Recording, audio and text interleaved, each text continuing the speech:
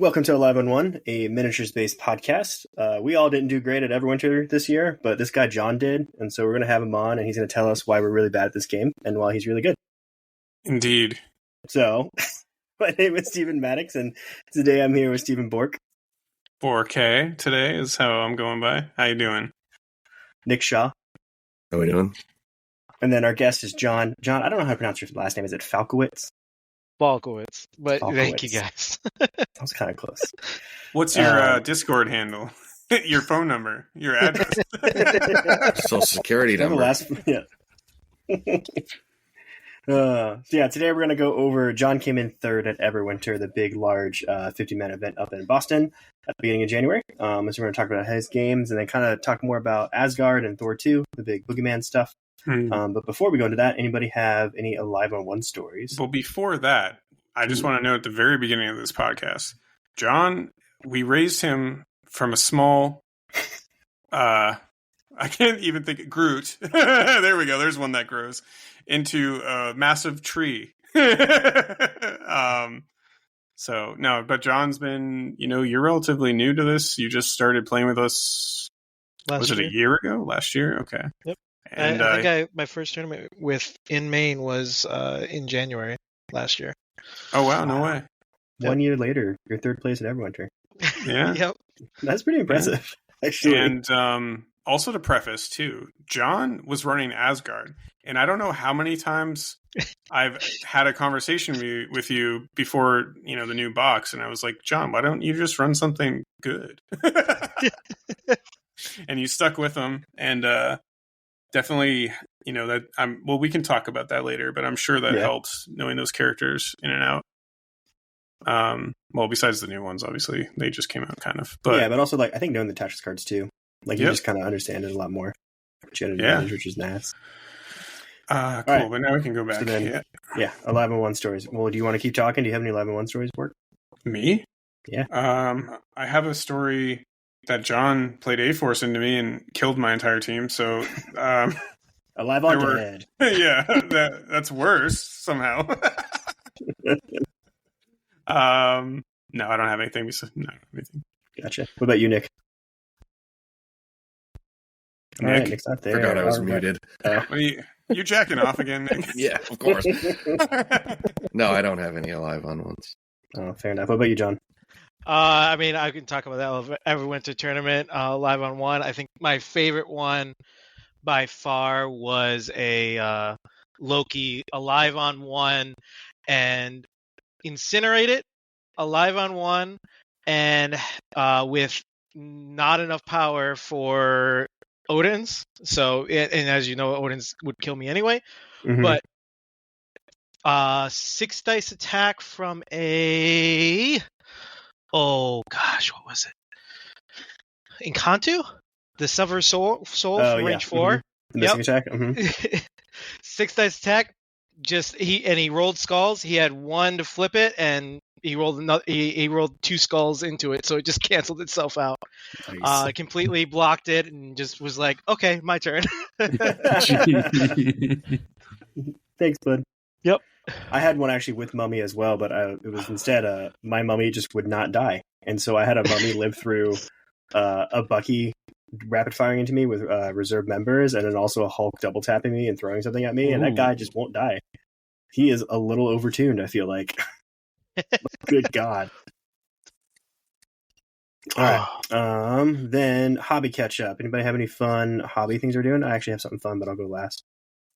I mean, I go first. Yeah, go first. Yeah. Why last? Okay, I'll go first. All right. So, as you know, unfortunately, Jen, who's on our podcast every once in a while, or pretty often actually at this point, he lost all his models not all of his models, but the models he brought to Everwinter. Everything, did he? His dignity, destitute. His home, he's got his car, nothing. his glasses. So I had won at Everwinter, I won the Avengers affiliation pack, which is like the core box 1, the Cap 1, Widow 1, Iron Man 1. I got the pack just so I could get the sideways Black Widow card. Was the only reason I actually took that prize support. And then it worked out because now Jen lost his Widow 1 and Iron Man 1. I was like, oh yeah, you can just have mine. So I'm building and painting them for him. Except, dude, those core set 1 models are absolute trash. Yeah. They were so bad. Yeah. I don't understand why Widow's arm has to be in 4 pieces. Because I bought the Cabal one. Yeah. And I built Zemo, and the rest will just sit there indefinitely. Dude, watch out. Somebody came in 7th place with Ultron 1 and a Sin Cabal list. I have no idea. Yeah, I don't want to know. That model made me quit MCP when it first came out. So Ultron was actually Captain Marvel for me. Oh, really? Yeah, I sold my starter, my OG starter, because I tried to build Ultron and like I don't know what happened, but like parts of his body just ended up stuck to my fingers. I was like, no, I'm not doing this anymore. Yep. When I built Captain Marvel, I said, well, the rest of these are going back in the box, and I'm probably never playing this. This game blows. She was bad, man.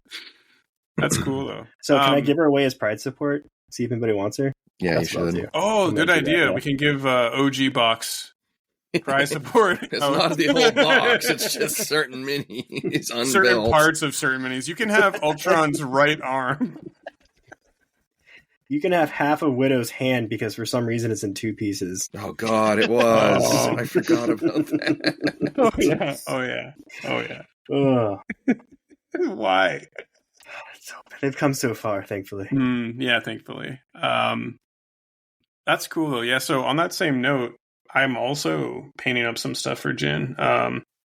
He's sending me Apocalypse 2 for money, but for other stuff, I was just going through and looking at my models, and I was like, oh yeah, you can have like half of these. A lot of it's like little Supreme Strange, Goblin, Mr. Sinister, so a lot of stuff that comes in its own box. You getting rid of Goblin? I don't need them. I don't ever use them. I don't run Spider Foes, so like yet. Loser, yeah. No, yeah. If they become super meta, I might consider. Yeah, then you're gonna have to buy the Spider Foes affiliation box to get them because he's not sold separately anymore. Well, honestly, though, to be fair, because they're just kind of sitting on a shelf and taking up real estate, and because Jin had that unfortunate thing happen, I think it's for the best. I go somewhere else for now. We're just giving you a hard time, but I think you're correct because you're not really using. I'm just trying to be nice. Jesus. I guess I'll go now though because I've been on a painting spree. So this weekend I finished up. So I got these cool. Steven recommended me these cool neon colors, which go pretty well. Nick, what are you doing? Moving around. My God. All right. So all here is this creaking noise. It's my chair. I'm like rocking back and forth in it. It's just I didn't realize it was that loud. At least you're not letting loose on live or something. Just every 2 seconds. Just start ripping ass. Okay. Segue aside, I finished Thanos this weekend. I finished Red Skull 3. Loki, the new Loki. Finished the old Loki. I finished Bucky. I'm almost done Nick Fury. Like I said, I've been on a painting spree. I base coated almost all my Guardians. I've been procrastinating doing schoolwork to paint. They're all fluorescent and really like brightly colored, right? Well, they are initially, and then when I start doing my shading thing, they get toned pretty far down, and then they look really, really nice. Thanos kind of looks. I don't know. I'm going to experiment a little bit with that. What's that style? It's like they were doing it on like Seraphon a lot. I saw on like Instagram. You basically just make straight lines a lot. And you do like that kind of, I don't know. There's a style with like neon colors. You make like boxes or check marks. I don't know this. This is new it's to me. Very comic booky, which I like. Cell shaded? Cell shading, yeah. So I'll probably get there someday. That's cool. Yeah, you just kind of need contrasting neon colors. And usually with that, you want that black lining too. So you want that really dark kind of contrast between the colors. Yeah. So I've been having a lot of fun, actually. Are you liking those paints you got? Oh my God, those are so good. Yeah, so if you're looking for really dope neon colors, buy So Flat golden or so golden flat? It's How do you golden. read this? Golden So Flat. So golden is the brand, and then So Flat is because it's like they're matte ones too. So it's nice because usually their paints are very shiny, and so it's nice that those are so matted. Yeah, they're matted. They are. So unless you're me who like paints texture on models with the paint, which is you're not supposed to do, quote unquote, according to Duncan. But I would water them down if I was anyone else. Yeah, I've watered them down. I've used them before too. Yeah. So that being said, too, real quick pivot. Duncan's metallics. I won some at a 40K tournament a long time ago, and I haven't yet to use them. I like whipped them out on Thanos and Apocalypse. They're amazing, excellent quality. And Huge Miniatures has the basing terrain to match. That's our sponsor. Get them in. Those metallics are great. I pretty much only use his metallics. Yeah, I was actually like, so I've been like a kind of GW stickler with Lead Belcher primarily, and what's the other color that I use a lot? Retributor armor.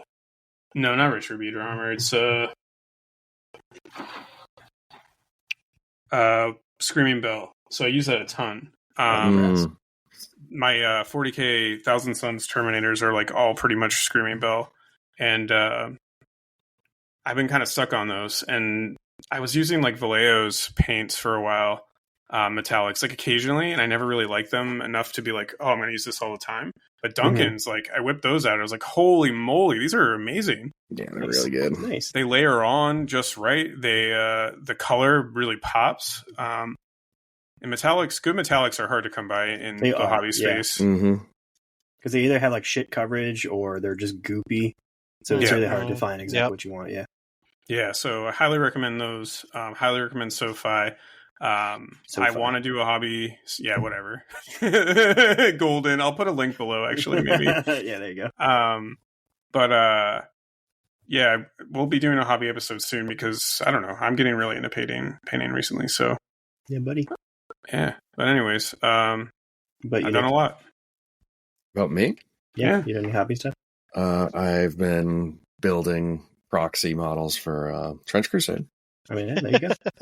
And you're filing Aquilas off of Krieg. Yeah, it's fun. It's terrible. Thankfully, there's only like one Aquila on every model. So I would not have committed to that. I've been like, it's good enough.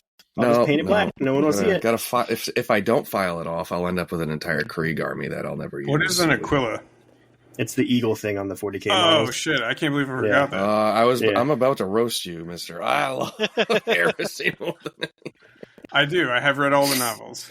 And the other thing I'm doing is I'm trying to amass a bunch of Guardians of the Galaxy Lego minifigures because I'm going to make a Guardians of the Galaxy Lego minifigure MCP roster.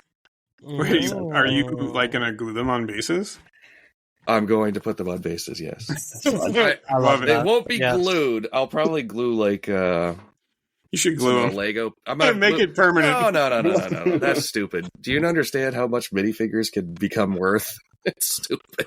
So if anybody has a Yondu that they don't want, they need to send it to me because... Are we soliciting people now? I am.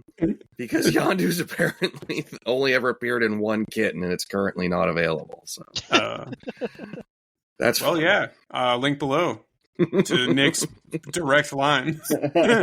Give me your Guardians minis. Nick's actual phone number. He'll trade you pictures for it. Yeah. I don't know if you'll like the pictures you get. Just be all Sue Storm in her Malice costume. There you go. Oh my there God. You go. Oh boy. All right, on that note, John. Any hobby? So I posted a picture in the Discord of my girlfriend. She was working on Brian's is it Brian that made it, or is it somebody else that made Moon Girl and Devil Sore? I don't know if Brian actually sculpted it or if he had somebody do it for him, but it was like his baby, right? Like it was his idea, I think. If Brian knows how to sculpt, then he needs to do some work for us. You hear that, Brian? But she painted up that. She did a great job on that. I love the way it's coming out. And then I am working on my own Guardians a little bit. Steven got to see that a little bit when we did a match earlier, but that's been I'm excited for Yondu and Nova, so I want to kind of mess around and see if Guardians still holds an interest for me or not. I've always thought they were all really going to cool. play Guardians. Yeah, you guys Heck are yeah. all bad people. Our dream is alive as long as Maddox switches eventually. No, man.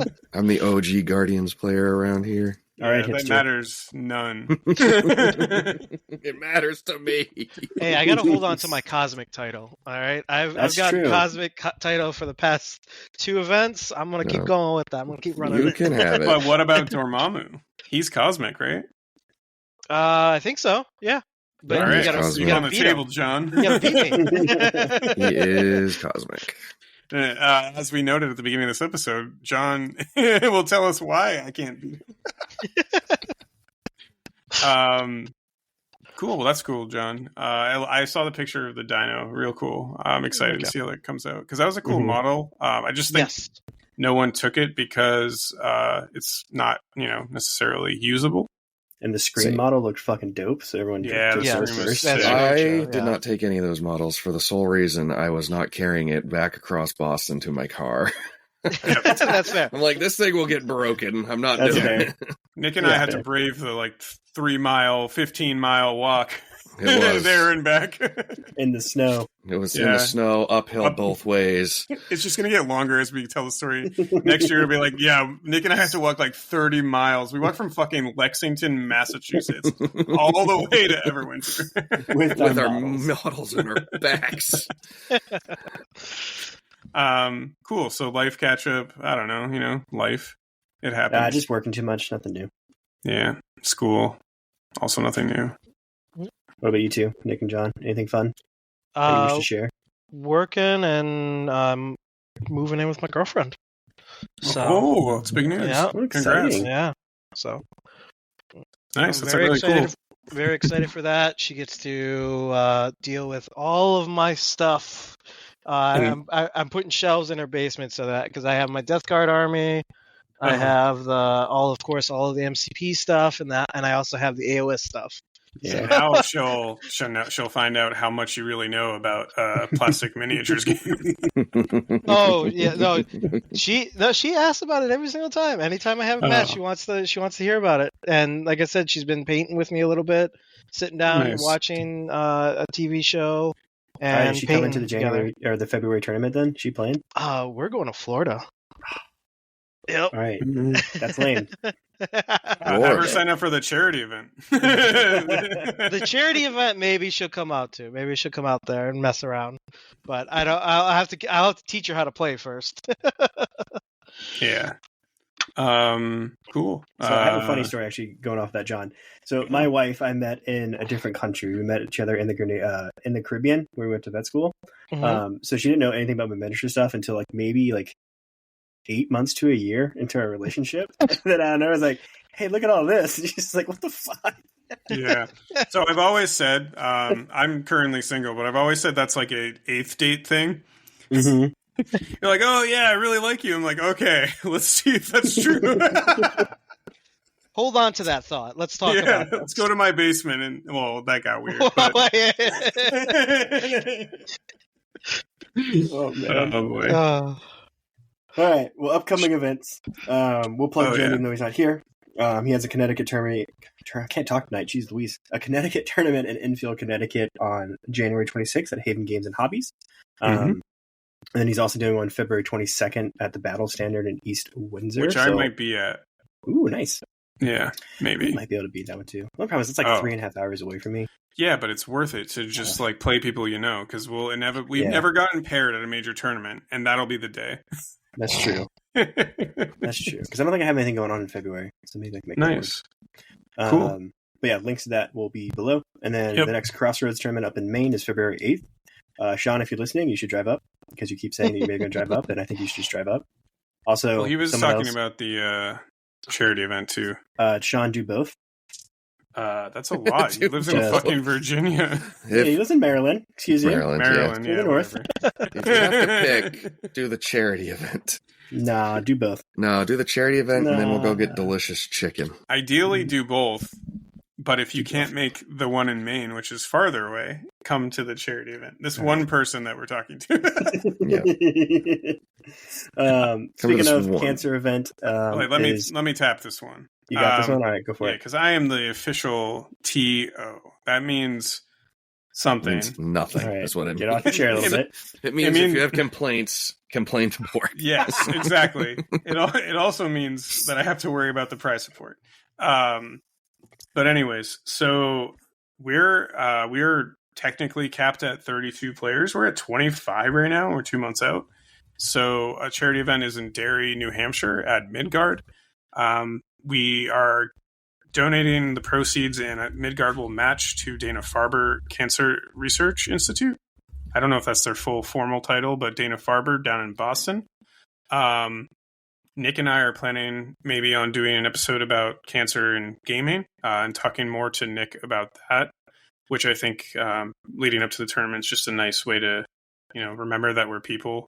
Just to interrupt real quick, I actually don't know. Nick, have you actually publicly said on this podcast your past with it? I feel like we have, but maybe not. I think so. Okay. I think you should just hey, by the way, real quick, since we're on the topic. Oh, I should right now, right this second. Right. By the way, yeah. So I was diagnosed with leukemia in 2020. And so I went through leukemia treatments up until March of 2024. And so, yeah. And so why it's important to us, right? Yep. Yeah. And Nick had reached out with, brainstormed this idea to get our tournament going via our podcast. And we talked to Brian. And this year, at least, we're going to run it through Midgard. Given the interest, we're looking possibly at expanding too. This year will just be a one round. Unfortunately, if we do hit 32 people, that means at least 4 games. What did I say? Everyone's coming to play one match of MCP. So everything's on the line. No, I don't know what I just said, but I will say it's a 16-person tie for first. Yeah, welcome to TOing. I think you meant to say it's one day. One day. Yeah. Sorry. Yeah, it's a one-day event this year. And it will unfortunately probably be 4 rounds at least, given the amount of people signed up. But if it goes to 5, I will fight. I would just my hardest to not allow. Well, Brian and I already talked about it. We're not going to do 5. Yeah. In case people are driving and want to drive back that night. So that being said, sign up now. Apparently, it's pretty popular. People love cancer. So.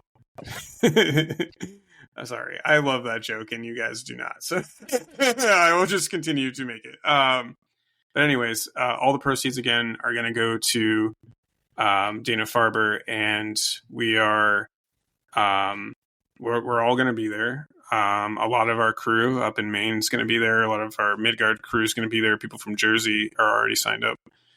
Jen will be there. So if you listen to the podcast and you're local or you're not local, consider signing up. We will get a wait list going and then decide what to do from there, depending on the amount of people. That being said, we're going to have some awesome prize support.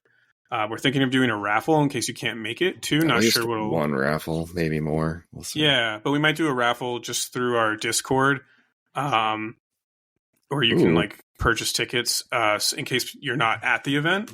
You can at least help support us. A very good idea. Yeah. I don't think we've talked about it. No, that was in my mind. So, but yeah, because that makes a lot of sense, actually. Yeah. Yep. That way, you don't have to be there, and you can help support us, and you can get maybe some free cool stuff. Well, it's not free; you have to pay for the raffle tickets. But that being said, I'm really excited. The day before, also note about this. So this is March 15th. It is a Saturday. The Friday, March 14th. The Inhumans box and Gladiator come out, meaning new missions, and they are all legal at this event. So a little bit of some kind of crazy. It's going to be nuts, and I'm going to love it. I'm not going to love the questions. But here we are. So there's that, and then February 3rd are AOO. That's us. Alive on 1. Oh my god. Okay, here we go. You're fired. Okay. Good luck recording, bitch. All our TTS tournament is live February 3rd. You can sign up for that below as well. Yeah, and those are my events. So yeah, so that should be it, right? Mm-hmm. Cool. I don't know anything else fun recently coming up, so I think that's it. Unless someone wants to throw a random event near us, and I'll tell people about it. Yeah. All right, so let's get into the nitty gritty. We're going to talk about John's time at Everwinter. So the first thing we're going to go through is, John, what'd you play?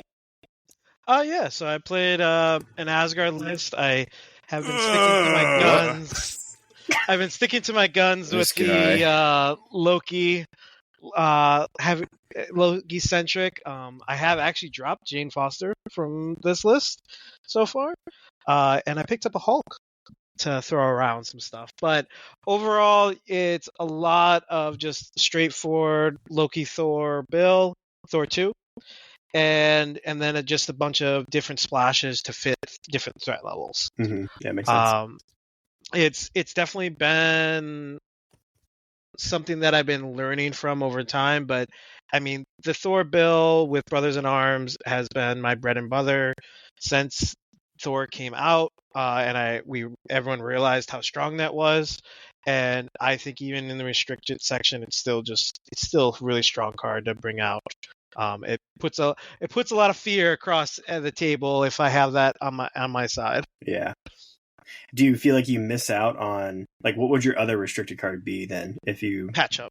Go back to patch up. Yeah. Asgard's got a lot of good. The biggest thing about Asgard is they have good tanky characters with the 4/4/4s and a lot of their stuff, or damage reduction. And with the Loki rerolls, the biggest thing is when you take a spike, a lot of times you can sneak away without getting dazed or KO'd. And if I had patch up in the list, I'd have one more character, especially with like Odin's mixed in there. Yeah. The survivability just keeps going up and up with that. Yeah, that makes sense. Okay. So do you want to, I guess I can just do it real quick to have it right in front of me. Just kind of run through your list real fast, actually, like character-wise. Yep. So, like I said, we have Loki, the Prince of Lies, Thor 2, Beta Ray Bill. And then from there, we get into having Lady Sif, Scourge, and then Angela. After that, we got my unaffiliated characters, which are going to be Wong, Bucky 1, Shang-Chi, and the Hulk. So my first question is, why Angela and not Namor? It really came down to affiliation. When I'm bringing Angela, a lot of times it is because I specifically need to chase down Webb's characters or other things like that. I wanted a safe grab, but when I was breaking out my list, I would have essentially needed to drop Hulk out of the list to bring that in. And Angela just felt like a better character overall. She still has the long move, she has the pursuit, and when she triggers and does go off, she mixes really well with that Doom Prophecy. So when she's on the board, a lot of times I'll have that ready to go. Okay. Yeah, that makes sense. So that's really what it comes down to. I do love, I love Namor, and I've gotten into the Time Gem a little bit, but I needed someone that was affiliated for that. Gotcha. Yeah, that makes perfect sense. Is that why Bucky 1's in there? Because he's a rogue agent? Yes, exactly. That's exactly what it's for. And that was the only time I considered, with Bucky, I've considered putting Namor back in, but the numbers don't quite line up. The times I want to have a safe grab, mid grab, or something along those lines, the breakdown doesn't work for it. Gotcha. That makes sense. I think your tactics cards are pretty standard for Asgard stuff. We did talk about Brothers in Arms already. Freya's Blessing, though. Yeah, that card, why is that in there? So the funny part is I've actually used it very often when I've gone up against other attrition teams. The ability to use it in the power phase, so if I don't have priority or I lose priority because I overdaze, unfortunately, having that ability to be putting that down on a Bill or Thor, it essentially keeps them safe for a lot of that round. Like I said, they're 4/4/4 excuse me. They're 4 for 4 for the most part across a lot of my team, and so with the Loki reroll and Freya's blessing, that means a lot of the time I'm pretty safe in defensively. If you think of webs with more health, that's what Asgard becomes when you put this on a character. Okay. Yeah, I get that when you're talking about with the Loki leadership too. That makes sense. Yeah. And again, like it's specifically to deal with other attrition teams, and I think we're going to touch on it later, to deal with other Thors. yeah. We'll talk about that later. Yeah. Because that's when I was watching you play the top 8, that's when I saw you play it actually, was against another Thor list. And I was like, oh, that does actually kind of make sense. Because I was always on the hater train for that card. Not thinking it was really good, but you bring up a good point. Like when you lose Prio, you're like, oh, I can at least kind of turn around and not just get obliterated. Yeah, it essentially forces the attention off of the character you play that on, which it's causing them to go after a less valuable piece, and it's essentially a minor taunt for a lot of it. Gotcha. Makes sense. I like the next 2 questions on the list is, do you feel bad playing Thor 2? And then why is he broken, John? Sometimes I do.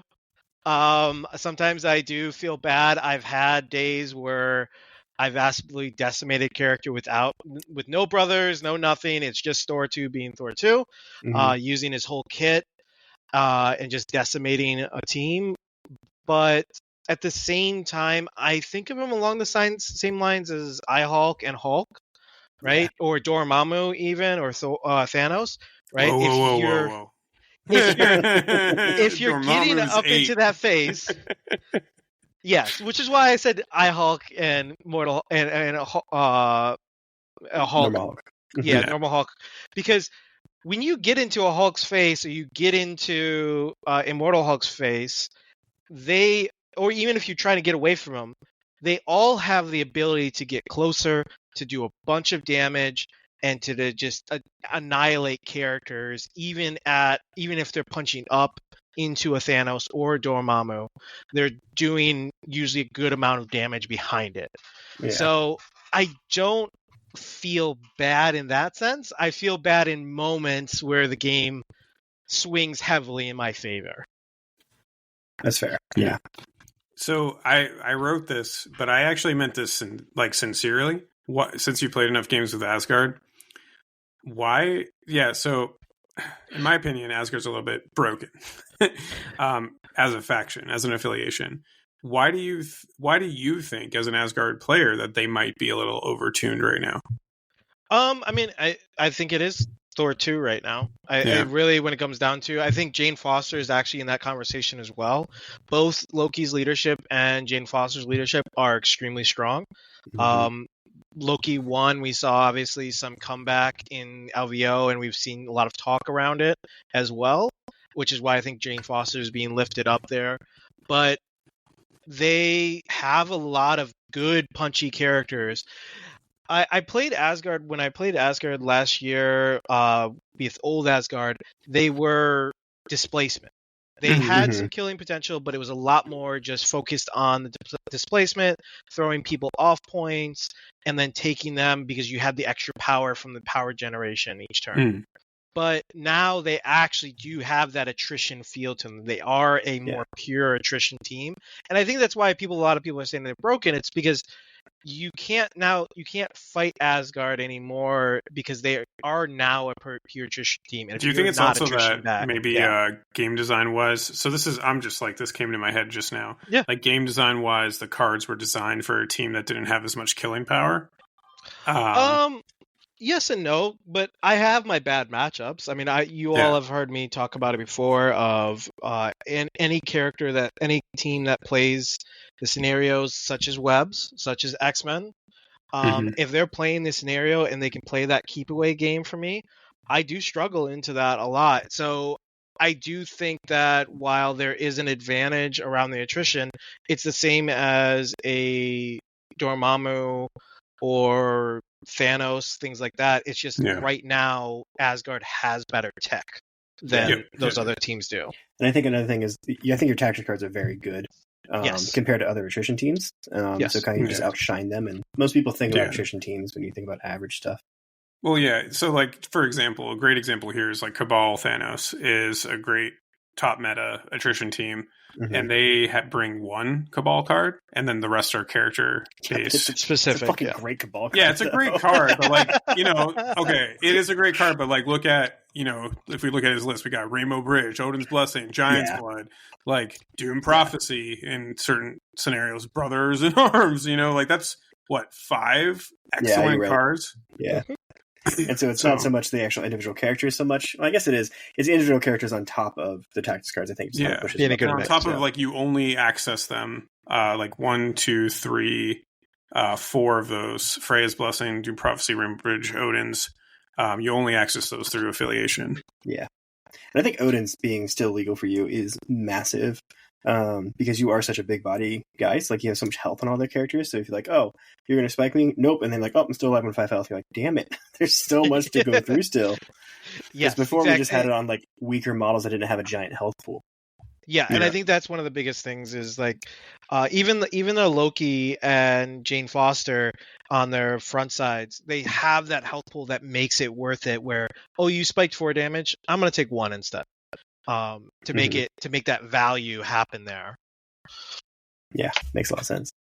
All right. It kind of sums it up. I don't think they're as bad as like Malekith used to be or Cosmic Ghost Rider Guardians used to be. So I'll take that at least as a win. I think Thor 2 is a little stupid with his pounds, but I don't think it's like oppressive, like, oh my gosh, this is terrible. And if you look at like, there's play around him too. Like, you start to play into him more specifically, maybe outside affiliation or in it, and you're like, okay, I can kind of like predict what he's going to do. So if you can do that to some extent, you can move your characters in a way that mitigates his activation potential.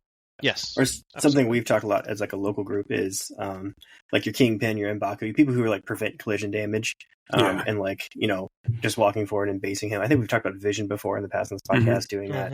Like little things like that you think about, which is, what a meta is. It's what the good thing is, and then other things try to counter it, and it's just how everything kind of lays out afterwards. Yep. That's why we're seeing the resurgence of Dormammu is because Thor exists. So exactly. Cool. Then let's go into your actual day one, right? So Everwinter is a 5-round event. We talked about, I don't want you to go through every single game because that would just take forever. But you had 2 here that were like kind of good and unique. So you want to run through those real fast? Yeah, I can run through those fast. I'll start off with I put them in the reverse order, but we'll start off with round 1, just for simplicity's sake. So that was up against Simon's Apocalypse team. It was a Scrolls Incursions at 20 threat, and he pulled out Apocalypse, Cass, Deadpool, Toad, and who's the werewolf? Oh, Sabretooth? Sabretooth, yes, thank you. So werewolf by day. Yes, werewolf by day. I think the biggest part of that, so I brought in Angela, Bill, Loki, and Thor, and that's true. Bill, Loki, Thor was true across all of games. So it pretty much was them across the board. Angela in this case was because of Apocalypse. She does really good damage into him and can actually burn through the team as well, even when the characters get low, because she gets that free action attack if she knocks somebody out. But so the biggest thing that happened with this one is turn 1, Loki ran up to the left side of Scrolls and picked up the scroll and failed. So he got pushed into the team, and I had set him across the way of Cass because I thought, oh, okay, Mystic, yeah, this is fine. Loki's got 5 Mystic, this is fine. He bumped his Cass up with the range to teleport off of the Apocalypse ability, and then used Mind Possession to pull Loki in closer and Psionic bolted. So Loki ended up taking, I think, around 3 damage from that. And that put him within range 3 of Apocalypse and range 3 of I'm going to call it Logan, Sabretooth. And so I was panicking I was like, oh great, Loki's about to go down turn 1. I figured he was going to activate Apocalypse, so I played it out. I went through with Thor pushing up to Bill pushing up to the middle. But when he activated it, and I think this is actually what allowed me to take the game back, is he moved Sabretooth. Instead of just taking the double hit with Apocalypse, he moved Sabretooth to get within range and toward the middle, and that put him within 2. And so I was able to Giant's Blood Loki out, sacrificing the scroll. Obviously, yeah, but at that point you're like, please take it. Yeah, I was like, done, gone. I'm out of here. Sacrificing the scroll, because it's range 5, I got to go all the way back to the front incursions, the left incursions. So Loki's still scoring me a point, and now his Sabretooth and Cass are both rooted and slowed for pretty much the rest of the game. Nice. From that point on. So that was one of the biggest moments in that game that I thought I was immediately like, round 1, I failed the roll, and I'm gonna lose because of the combination of mind possession moving me in, and Apocalypse is just gonna kill me outright. So sometimes it comes down to your opponent making mistakes. Just like sometimes you make mistakes, sometimes your opponent makes mistakes, and that's I think one of the biggest things that saved my run in the tournament was that mistake right there. That's a good example of like sometimes it's appropriate to drop the extract. Like sometimes you're like, yeah, this makes me drop it. Oh, it's absolutely. super worth it because. Hey, Steven, when is it inappropriate? When you have a Widow 1 sitting there being perfectly fine and you drop it for no reason. But we learn. Oh, I love it. So here's a good way that John is now telling us why we're bad now is Steven drops extracts for no reason. John drops them to save characters. and still score a point. Yeah. and then win the game still. Yeah. Yes. Yeah. So I ended up winning the game 16-15. It was definitely a close game down to the end, but the Bill and Thor down the middle just allows me to oppressively damage out Apoc's healing, and including the ping of damage from Loki and from Thor just wipes out a wide team. That's the one good thing. If you try to go face to face me with which he did, I think we ended up having 6 characters in the middle.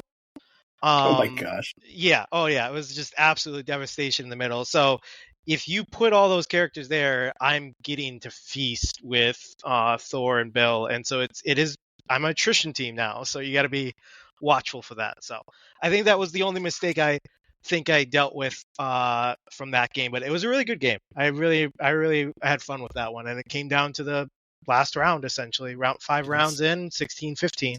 Nice, yeah. Yep. After that, I think the other game we wanted to talk about was my round 3 game.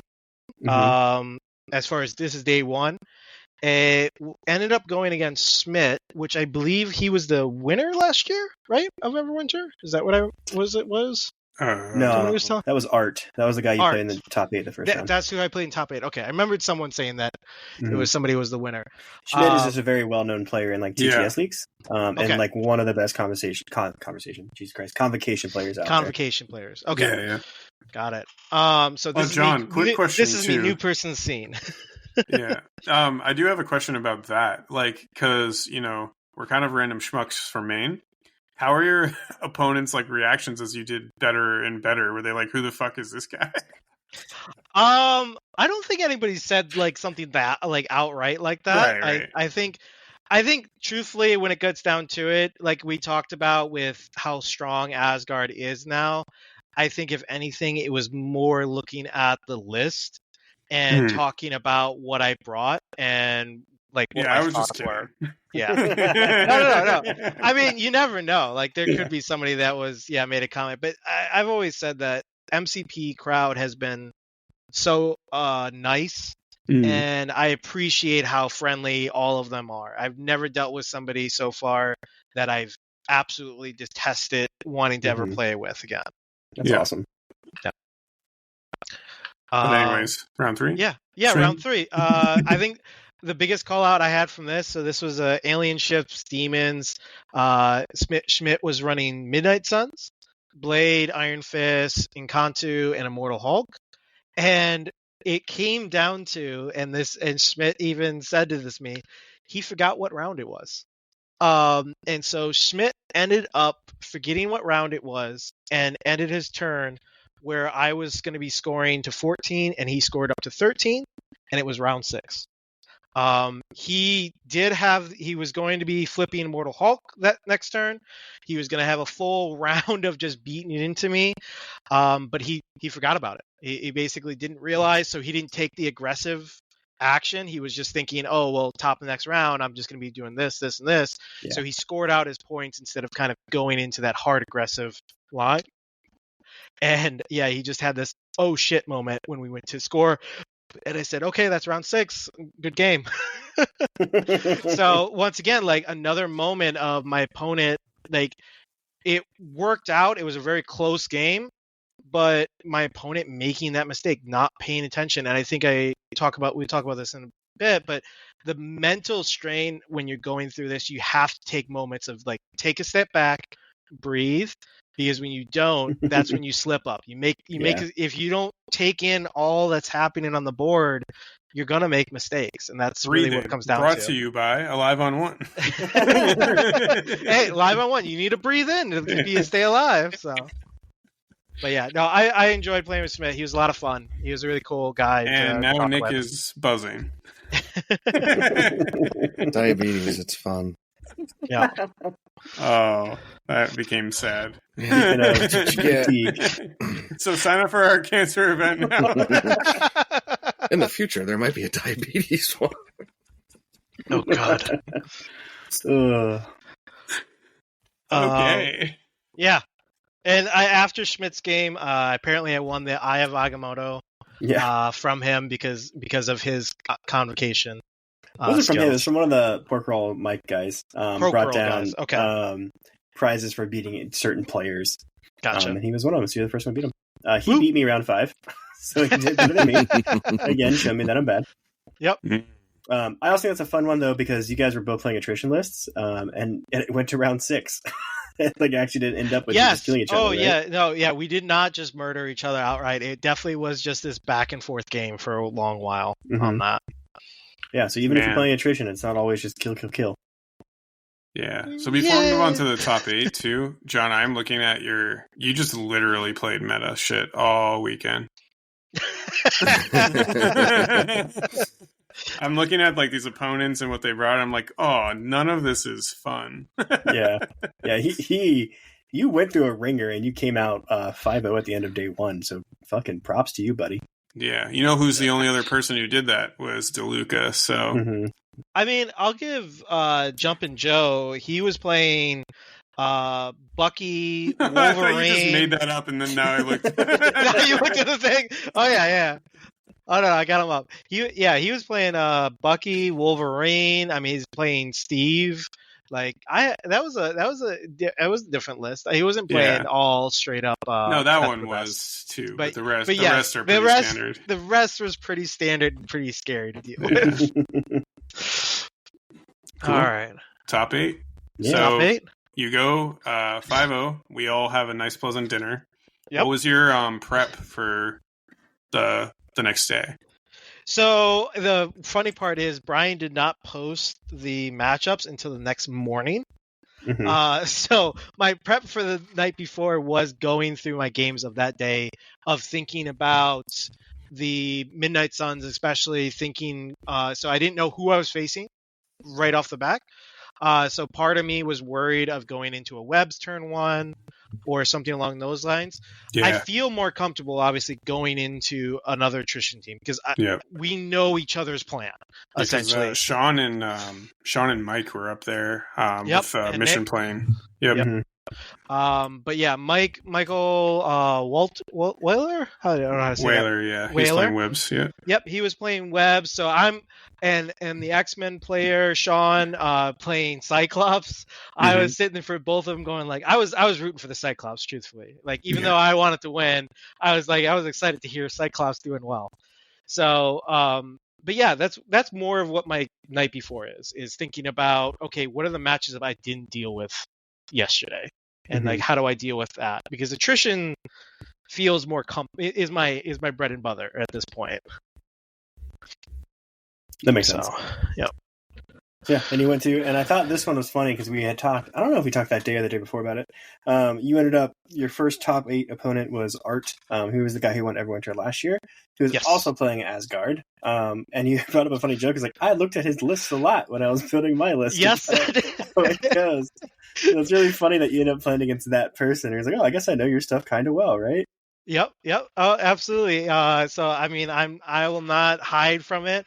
I very much will go and look at some of the top players from the past 3 months, and I'll go, okay, what do they play like? What are they doing? What's the difference that they're doing? What's something new that's coming out? And I'll try it out. I'll see if it works for me or if I like it. Art brought Thor 1 with Jane Foster, Bill, and Valkyrie. So that was into that match was just Valkyrie. super. Interesting. Yeah, and Valkyrie. Yep. So that was a super interesting match for me. But yeah, I very much have looked up to Art and looked at his list many times over the years. Yeah, that's funny. And then I actually didn't know when you got the top 4.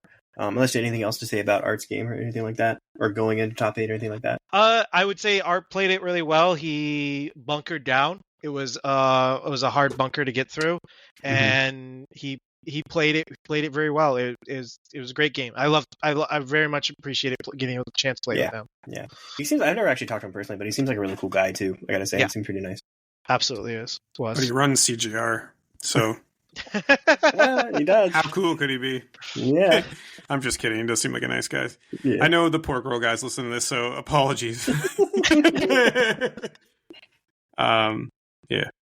And so, I think he just did well at LVO, I think, as well. I haven't looked at the actual, Yeah, so, side note, LVO is going on this weekend. Mike DeLuca did win, but I have yet to look at the rest of that.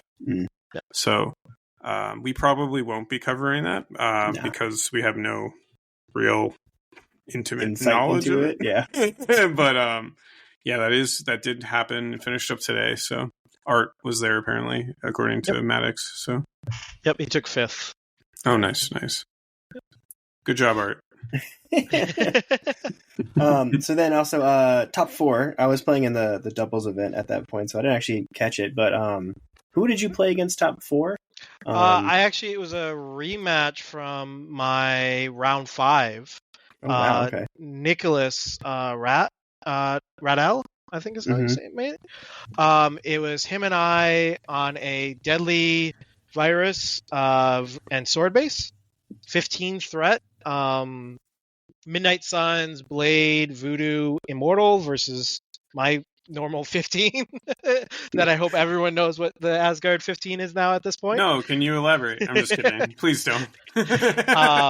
And yeah, that was an intense game. That came down to really tight margins. I think right off the back, I was not thinking straight. I definitely was making mistakes, making silly positioning blunders.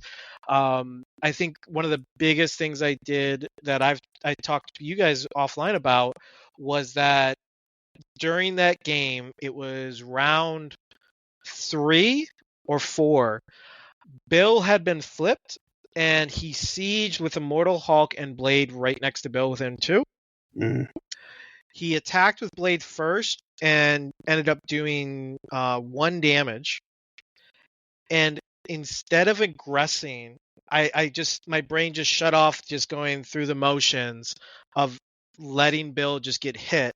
If I would have aggressive off, Immortal Hulk wouldn't have been able to hit anything at that point. And so because I didn't aggressive off, Immortal Hulk got to hit me and throw me into terrain, which I ended up spending power for to reduce the damage and do a reroll within that. And then his Blade was able to spend her into me. And I think at the time, Brian did point out the fact that the spender did end up killing me. But I always look at it as, well, Immortal Hulk wouldn't have rolled dice. And Immortal Hulk's dice roll was not a great roll. So if that would have been Blade's roll instead of the Mortal Hulk's roll, that would have been game changer right there. If I would have aggressive off and he rolls the same dice. So I think it's those moments, like I said, you got to take a breath. You got to think about it. I was exhausted. I was feeling out of it. And if I would have just said, wait a minute, I'm going to aggressive and get away from Immortal Hulk and just go the other way, right there, it could be the game changer. Because if Bill lives, he can throw and kill Mortal Hulk, and I win the game because Loki can pick up the 2 deadly viruses from Mortal Hulk. Gotcha. Well, good insight. You can look back on the game though, and like actually, because like I think sometimes people like don't really think about that stuff, and so it's always good to be like, oh, how could this gone differently? Yeah, absolutely. And the other part of it that I could have done differently is I actually ran my Thor turn round 1 all across the board. I captured my home objective, my home sword base on the left, and then captured his sword base on the left.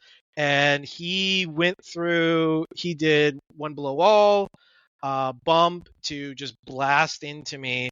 And Thor lived through it, but it was definitely this, I don't know what my brain was thinking at the time. Like, that is not my round 1 plan. I had priority. I had everything captured. I think I know you were thinking. And I think it has a lot to do with Vin Diesel. 2 Thor, 2 Furious. Coming soon. Yes. Sponsored by Live on One. That's all it was. It was like, I was like, I'm just going to go across the table and murder you. Yeah. Sometimes you just like to run around, man. Absolutely. No, but no, that's good. I think it's useful when you're looking back at games too, to think about what you could have done outside of dice, right? Yes, absolutely. So how could I have minimized some of the bad play, not through dice rolling, but through like positioning, scoring points, stuff like that. So that's a good what do you call that? Perspective. Yeah. Also, side note real quick. Mike did not win LVO. You guys look at the GT, the Invitational. Oh, don't tell me. Don't tell me. All right. Yeah. Just for people angry. No, I don't want to know. I don't want to know because I have yet to watch the 7 hours of Bat Reps. And I'm pretty sure we have a snowstorm. So, yeah. But here, this will be something to look forward to. Mike was playing Wakanda at the Invitational, not the Thanos Cabal list. No, that's the other Mike. No, this is Mike DeLuca. Mike DeLuca, who we're going to go into this, that John plays third at. I saw him yesterday. Oh, in the GT, he must be running. He was playing the other one. Yeah, so I was like, oh, this is spicy. Okay, maybe I got confused on the different. Okay, maybe I got confused. Okay. So you got something to look forward to. What is going on? Okay, we'll talk about it off the line. Yeah, I'm very curious now to hear about this more. I don't want to know, so you can talk about that in private. Well, how about this segue? It's like a sports, game like that you taped, and you're like, "Don't tell me." Yeah, stop it. So how about this segue? Unfortunately, you lost. So then you played Mike DeLuca, who we were just talking about, for the 3rd place position at Everwinter. And I sat and watched that game next to you because I had nothing else to do. And it was a very killy game. That was a very murdery game. That was Dormammu, Thor 2, and Weapon X. Into Alien Ship Deadly Meteors 17 threat. Yes, that was a lot of like I said, I think DeLuca was kind of just tired from the weekend. The score ended up being 16-6, and I think it was just because he was just like, I don't like. He was just playing to murder me. I don't think he was even focused on trying to play the game to win it or anything along those lines. John, I will say on your loss, in a personal anecdote, I was like lying in bed all day, exhausted, and just kind of watching the stream from what's that channel, Steven? Professional Casuals. Yeah, my bad. Just blanking on the name. I was watching their stream, and I was like so stoked to have you on there, and then when you lost, I actually like got like upset. I was like, no, now I can't watch John on stream. So, boy. Weirdly enough, they didn't have you on there once. Yeah, it was a bummer. No, yeah. So what happened was round 1, they had my side of the bracket playing, but it was the other person. The other 2 people, and then for round 2 they flipped which side of the bracket they were watching. So it would have been my match, but they flipped it to watch the other teams. Okay. Which is why it ended up where it was. Yeah. So we were like texting Steven. We were like, "Yo, go on if John's in the finals." Sit down and talk to me. Yeah. Well, because you're local, and maybe Steven could have gone and commentated or something. So that would have been cool. Yeah, I appreciate the commentary though. From I talked to some of the Pork Roll guys and some of the other people we play with around here in Maine and New Hampshire, and a lot of them were like, "We were rooting for you. We were hoping to see you in the finals." Yeah. Keep the Northeast dream alive. Yep, exactly. And even more specifically, New Hampshire and Maine crews alive. So yep. That was that's what they were saying. So I appreciated that. So you placed third. Congratulations. You got 2 medals, right? Or I guess you got the Eye Agamotto and then an actual third place medal as well, right? Yep. I got the best cosmic, I got the third place medal, and then I got the Eye Agamotto. Nick, how does that make you feel knowing that you just went home with Rush Hour 2 on a VHS? I have no comment. John, so next up, you're going to run New Mutants, right? Nope. I think I actually, what box did I end up giving you, Steven? You bought the box off me. Oh, no, it was a different way around. I gave you the box because you picked up the movement tools and I wanted those. So I gave you... Yes, we traded a bunch. I want movement tools, but I don't even know who I gave you. I don't forget what it was. It was a box I didn't really care about. Yeah, it's a box that's in my bedroom. Yeah. Listen, I have Rush Hour 2, so I don't want to hear any complaints. Yeah, wait. Who is the real winner here? Is it John or is it Nick? You have Rush Hour 2 on VHS. I can't even watch it. I know. That makes it even better. When you watch it for the first time, tell me then. That won't happen. It's a collectible. I'm going to take it to Bull Moose. They'll give me like 20 cents store credit here.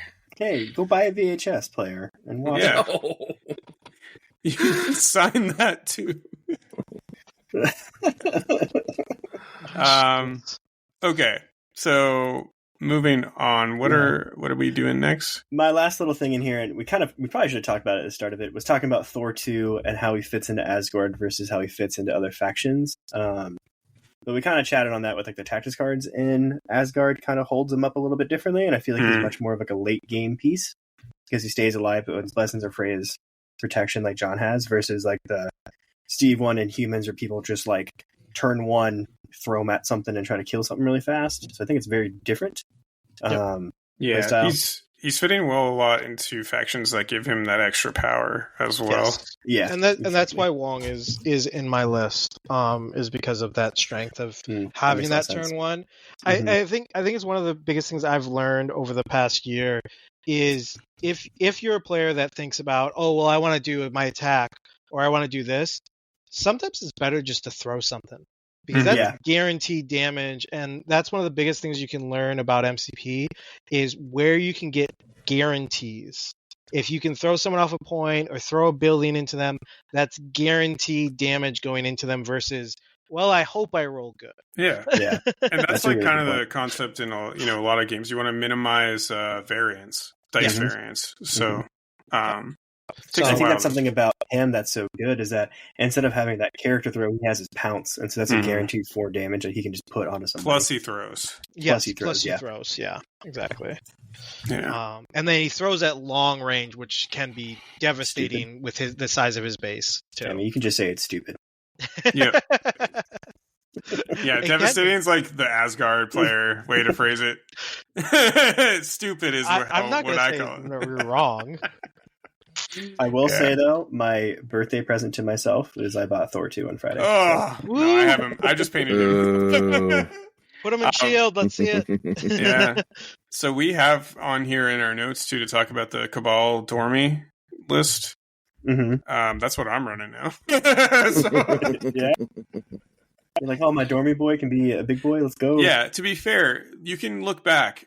We did record an episode over the summer about Dormammu and how amazing he is. And I was lead on that one. So, and if you look at my Longshanks, I have played almost 30 games with him. So there you go. Nice. Yeah. You're right. I won't fight you on it. Yeah. I love Dormammu. He is my dark daddy. Yes, you can go the Thanos, Dormammu, and Thor 2 combo. Yep. Yeah. I mean, Thor 2 is also in the Cabal list too. Mm-hmm. So yeah. But yeah, no, I'm not going to play Dormammu anytime soon. But if you play Dormammu, I'll break him. Oh my god!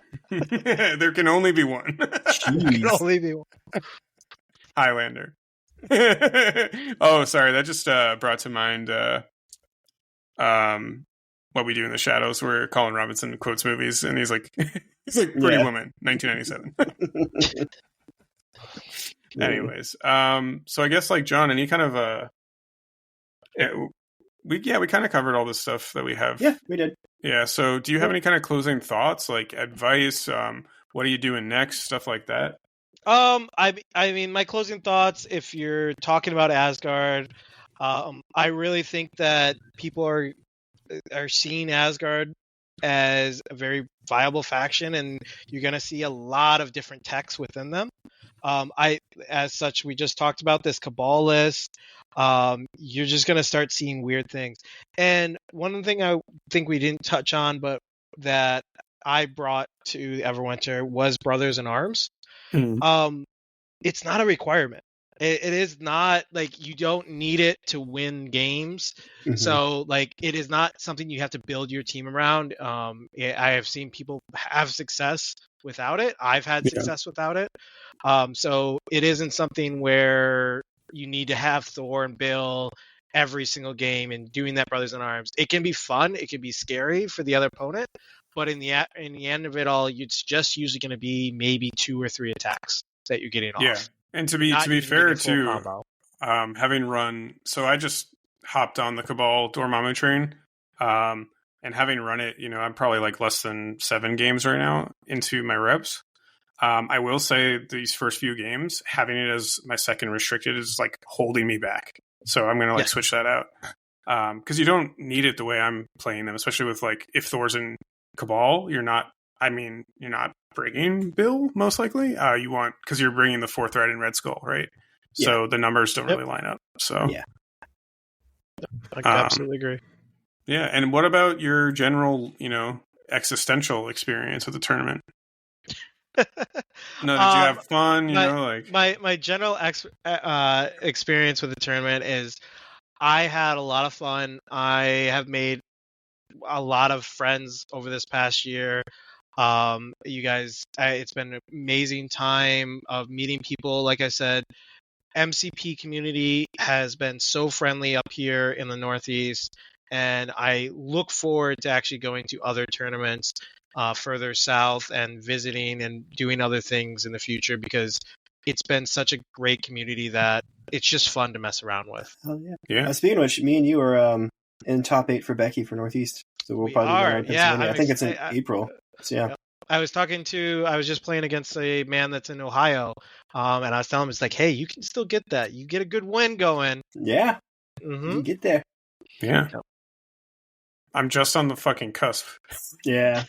Well, maybe if people don't go, right? I don't know if everyone's committed to going or not. So. Yeah. No, to be honest, I didn't have the greatest year. So this next year is the year of the Steven 1. Yeah. Yeah, just build on it, right? The Steven 1. The first Steven, if you will. Cool. Yeah, you want to send us on out here? Actually, Nick, any other fun thoughts? We haven't heard you talking a while. You went away. You did some stuff. He's on fucking mute, that's why. He's on mute. He's still on mute. I'm guessing he doesn't have any thoughts. I have literally just been talking to myself.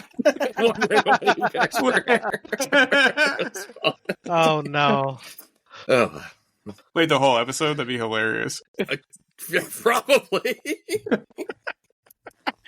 Nick, how was the episode for you? That's a live on One After Dark, what Nick was saying. Oh my gosh, it was good, I guess, but nobody heard my comments. Were you thinking to yourself, why is no one listening to me? I absolutely was. Jeez. Oh, poor Nick. Oh. Well, you can take the floor now, my dude. I have nothing to say now. It's into the ether. Nobody will ever hear what was said except for me and the ghosts who live with me, I guess. I don't know. Yeah, okay then. So coming up, I think our next episode is going to be Guardians. I've been playing them. Nick's going to play them. New models, so stuff like that. And then from there, we'll see what happens or unfolds. So you can follow us, as always, on our Instagram. We have a Discord, link below. Our email is at aliveon1@gmail.com. I never remember why we have this in here, but you can follow RSMP. Oh, that's why. You can follow RSMP. We have some bat rips, and we should be hearing soon about possibly some more. Please leave a review on Apple and Spotify or wherever you prefer to listen. We actually do have a high volume of people who don't listen to Apple and Spotify as well, so leaving reviews there could also help. Huge Miniatures are affiliates, link below. Discord, oh my god, this is literally the same thing that we the closing needs to change right now. I know, but like oh, you're saying it says Discord twice. I get you, yeah. Discord. Yeah, people are chatting on our Discord. Please take those sign up on Longshanks for our Live on One charity event. I can't even believe we're like almost at capacity and we're like 2 months out. So great looks there. You can we'll be doing our cool t-shirts that say "Sweat Out Leukemia." So those are awesome, by the way. And anyways, thank you so much for listening. Thank you for everyone for all your support. Thank you to our one Patreon, David Blenner. I'm just going to keep doing this at the end. David Blenner, you're the man. He's actually in our Discord too, and I played against him a couple times, so I know who he is. But anyways, thank you. We have a Patreon, so you can join. Dave. Yeah, thanks. Thanks, and Dave. As always, Godspeed, Bob. Godspeed, Bob.